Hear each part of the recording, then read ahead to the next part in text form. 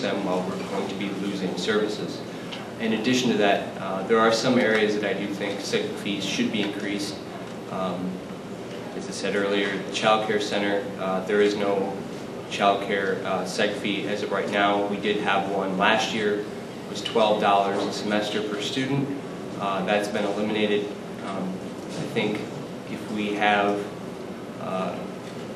we need to assess whether or not how viable a child care center is, or some sort of service like a voucher, for example. This summer there will be a feasibility study conducted. The Day of Care Advisory Committee has gone ahead with that. Tammy Fanning right now is searching for a person to conduct that study, and at the end of the summer we'll have some idea of how viable that is and how your seg fees will be affected by that. Other areas, I definitely think that we may need to increase seg fees. Again, it varies. In technology, it's quite possible that we would have to. But overall, it's inevitable that seg fees are going to go up simply based on inflation alone. It will have to go up. So. Thank you. This next question once again returns to our lovely vice presidential candidates. Starting off with Joe Stensland. Why do you want to run to be the student body vice president? Well, you know, this is a question I've often considered. Some of us, I believe, go back and forth about this, and I would have to say that Tara would probably have had the same thought, I'm sure. It's a big decision. I want to run because I feel that no matter who I've worked for over the past few administrations, whether I've been a student at large, whether I've been a senator, whether I've been a director, I feel that being in a position such as the vice president might give me an opportunity to maybe help head a direction in something that may not have been worked on as much, or where other administrations may not have had so much time to work on that. It's an opportunity to be more proactive.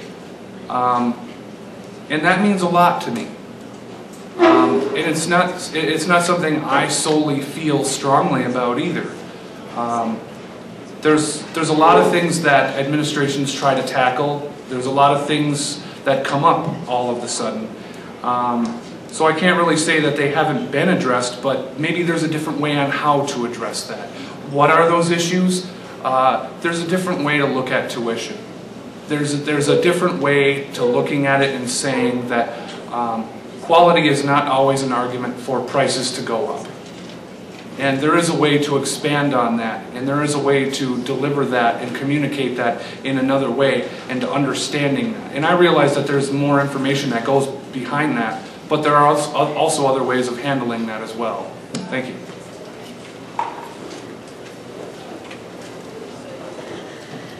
Why do I want to be vice president? First of all, I mean, like Joe said, it is a huge decision. I had to take a night and kind of talk it over with friends and family and asked them how much time they actually want to spend with me next year. They said they don't really mind me never coming home, so I decided to run. The reasoning why is because I love this campus. I am a transfer student from UW-Madison, and I love it here. It is so amazing. It's an amazing school, and it's because it's small. The teachers actually care that you're learning. The community is small enough that you can walk down the street and you meet people that you know, and you can smile, and it's amazing. The cafeteria people, they know you by name, and they ask you how you're doing.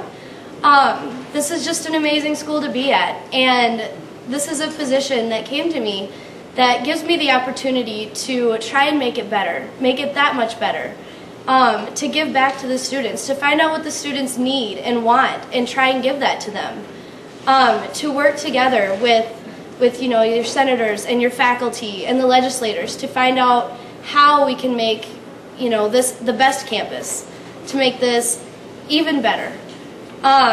for me, it's kind of already a little university paradise here, just because it's such an awesome place. But I want to try and give back. And like I said, there are a couple ways that I want to try and do that. Like I said, I've been noticing some breakdowns, some barriers between faculty and students, and I want to try and start bridging that to start getting the faculty and students more involved, to start bringing students back on the weekends, to give them organizations and activities that will do that. Also to make sure that the transitionings with the library and the RSE go smoothly. There are a lot of things that can be done on this campus to make it even that much better, and I would like to help do that. Thank you.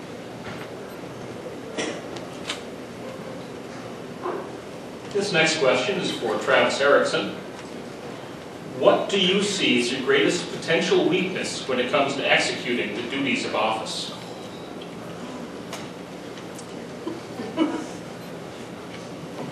Wow, way to put me on the spot. I would say my greatest potential weakness is possibly lack of experience. I know that may not sound like a weakness. I've been in student government for 2 years as both a director and a senator. However, I would say that my running mate has more experience than I do, and that might be a weakness on my part. But then again, he has more experience than just about everyone. So I would say we joke that he's been in student government since the Clinton administration, and he may leave in the Clinton administration, although it doesn't seem like it now. So I think experience. I do have a lot to learn, and yeah.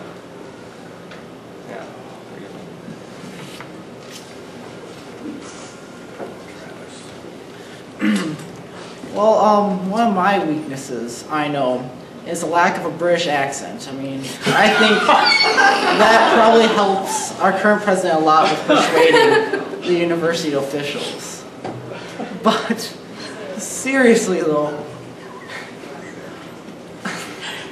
sorry, on a serious note though, possibly it could be a lack of experience on the part of being in the university student government system. However, I do have experience in outside. I was active in my high school student government, and we fought the administration to keep outside lunch privileges for seniors, and we actually were able to win that, surprisingly, despite much opposition. I also have experience with campaigning outside campus. I was on several campaigns, including the Don Ness for Mayor campaign, the Obama campaign here on campus, before the primary on February 19th. And I was also on a couple of campaigns back home for state council, local state council officials, including my father. So I feel, with that in mind, I believe that despite my weakness here on campus, using my past experiences, even though they're not from on campus, I'd be able to talk and to persuade the university officials to do and help the students. After all, the power of the presidency is entirely invested in the president's power to persuade others. I feel that I can persuade the university to ensure that the students here on campus continue to have a safe and good environment for learning. Thank you. Our next question comes from an audience member, and he asks, do you have any specific program concerning international students, as we have seen a number of international students leaving the campus in the last few years? This is directed at Travis.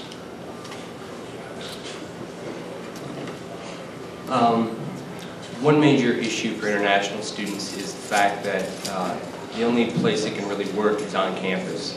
And since there is a limited number of on-campus jobs, the job pool is, it's very small, and there's a lot of competition for those jobs.